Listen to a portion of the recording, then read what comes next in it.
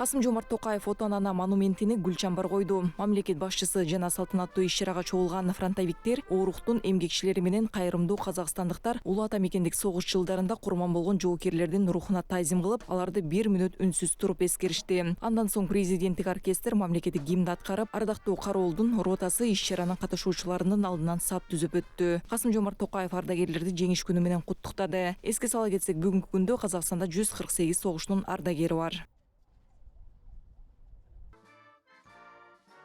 Бул тарих. Тарихсыз ел жок. Бул күн эч качан унутулбай турган улуу тарыхый дата. Биздин казак жоокерлери Бауыржан Момушуулу, Рахымжан Кошкарбаев, Талгат Бигелдинов, Алия Молдогулова, Маншук Маметова жана башкалар. Алардын бардыгы жеңишке жетүүгө баа жеткис салым кошкан. Олар менен мактаныштымыз. Жыл сайын осы мереке бизге өтө кубанычтуу мереке.